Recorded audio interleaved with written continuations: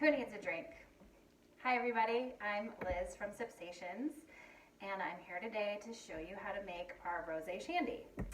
Now, shandy is usually a beer mixed with a non-alcoholic beverage like lemonade, but we're not beer drinkers, we're wine drinkers. So today we're gonna show you how to make our rosé shandy, and it is very easy. My dog wants to join in.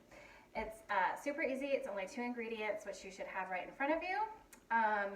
And we are using rosé from Blanchard Family Wines in Denver, which is delicious. Go get some if you don't have it. And sparkling lemonade. This is easy to find at Trader Joe's or King Soopers or wherever. So yeah, that's it. 2 ingredients. We've got our glassware ready to go. You don't have to use mason jars, but I think they're cute. So 1 cup of rosé into each glass.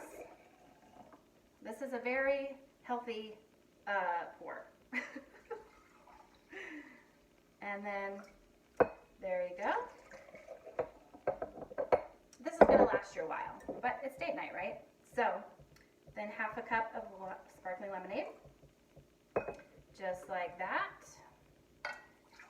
And voila. Then you want to throw some ice in there. Just fill it up. It's going to be delicious. All right, now you can be fancy and garnish with a lemon wedge. Those are easy to find, right? So there you go. There you have it. Isn't that pretty? Have your rosé shandy, and it is the perfect summertime refreshing cocktail.